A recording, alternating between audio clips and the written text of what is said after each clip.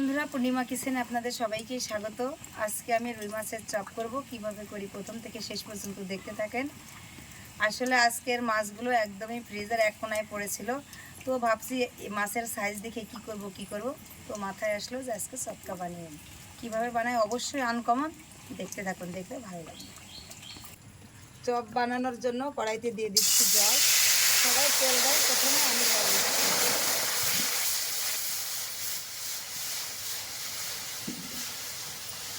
চপটা বানানোর জন্য কড়াইতে জল দিয়ে দিছি।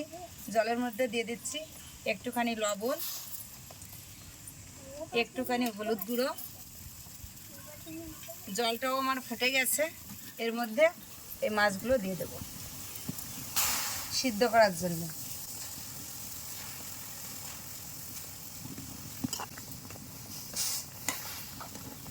এবার মাছটা একটু ঢাকা দিয়ে দেব ভালো করে সিদ্ধ হওয়ার জন্যে।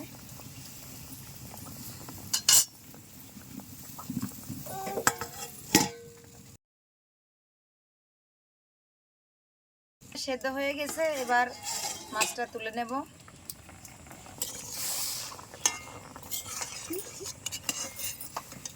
এক এক করে মাছটা তুলে নেব। দেখুন, লেজার কাছের মাছ, কানের কাছের মাছ, আর এক মাছটা একে একে সুন্দর করে আমি কাঁটাটা ছাড়িয়ে নিচ্ছি।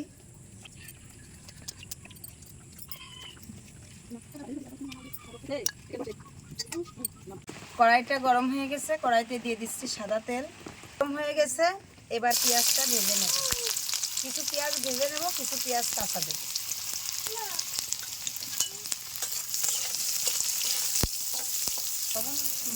কাঁচামরিচ আর পেঁয়াজটা একসঙ্গে ভালো করে ভেজে নিচ্ছি।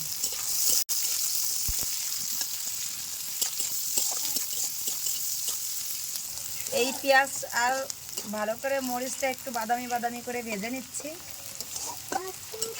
পেঁয়াজ দিয়ে মাখায় আমি একটু আলাদা করেই করছি। ভিডিও শুরুতেই বলা ছিল যে আলাদা রকমেরই হবে। দিয়ে দিচ্ছি রসুন বাটা, আদা বাটা,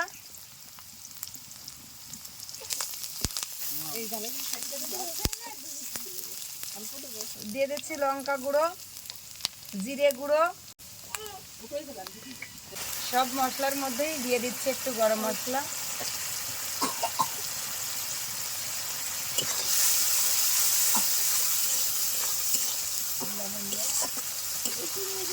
এই মশলার মধ্যে দিয়ে দিচ্ছি লবণ,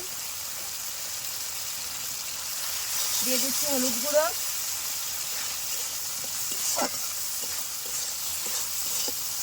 সিদ্ধ করে রাখা আলু কটা ভালো করে হাতে মাখিয়ে তারপরে মশলার মধ্যে দেবো।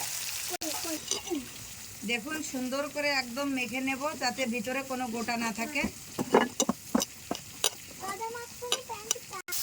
দেখুন, মশলাটা আমার হয়ে গেছে, এবার আলুটা দিয়ে দিলাম।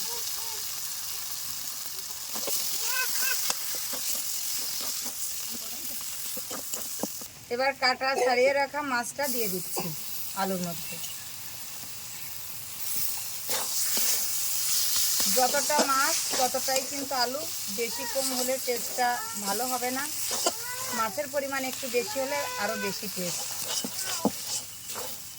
এবার সুন্দর করে একসঙ্গে ভালো করে নেড়ে চেড়ে নামিয়ে নেব। হয়ে গেছে আমার, এবার আমি নামিয়ে নিচ্ছি।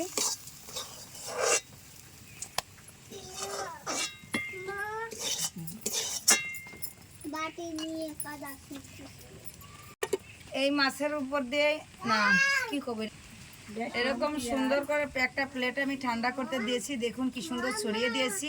এবার এর উপর দিয়ে দিচ্ছি কাঁচা পেঁয়াজ, দিয়ে দিচ্ছি বেসন, দিয়ে দেবো কর্নফ্লাওয়ার,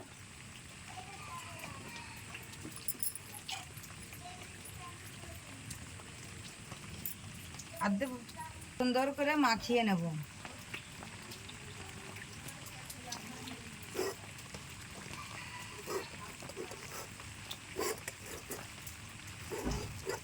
খসখসে শব্দ কিছু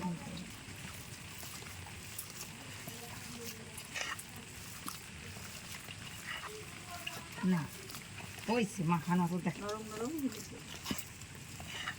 এখানে তেল লাগিয়ে চপ আকারে আমি এরকম গোল গোল করে বানিয়ে নেব। সবগুলো বানানো হয়ে গেলে তারপরে তেলে ভাজবো।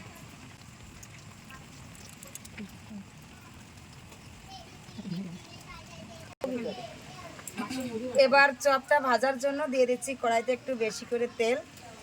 একটুখানি আস্তে জালে ভাজতে হবে। আমি একে একে চপগুলো দিয়ে দেব।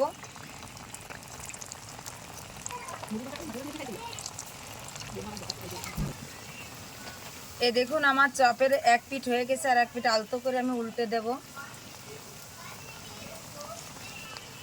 এ দেখুন আমি ডুবোর তেলে ভাজছি দেখে দুই পিঠই একই সাথে হয়ে যাচ্ছে, নিচের উপর বোঝাই যাচ্ছে না যে এটা উল্টে পাল্টে ভাজতে হবে। দেখুন কালারটা কিন্তু অসাধারণ হয়েছে, খেতে কেমন হবে জানি না। তুলে নেব, হয়ে গেছে। একে একে সব তুলে নিচ্ছি।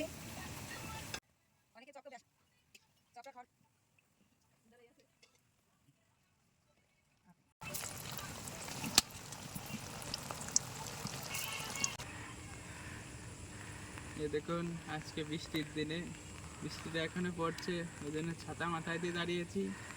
আজকে খাবো, রেসিপি হয়েছে গরম গরম রুই মাছের চপ। তো আজকে বৃষ্টির দিন তো মনে হচ্ছে সবকটাই খেয়ে ফেলবো। ওইদিকে তো ভাসছে, বাকিদের জন্য মনে হয় হয়ে যাবে। আজকে সবকটাই খেয়ে ফেলবো, দেখতে থাকুন।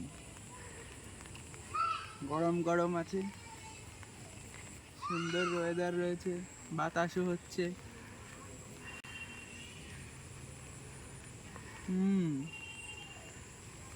অসাধারণ হয়েছে, জাস্ট ওয়াও।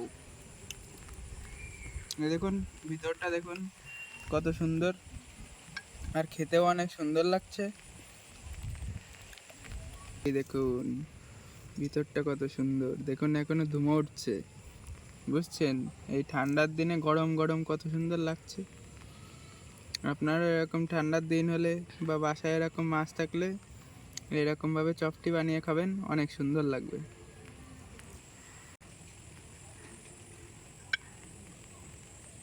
তো ভিডিওটা যখন দেখেছেন তখন আর দেরি করেন না, এমন সুন্দর চপটা বানিয়ে খেয়ে ফেলুন, অনেক সুন্দর লাগবে।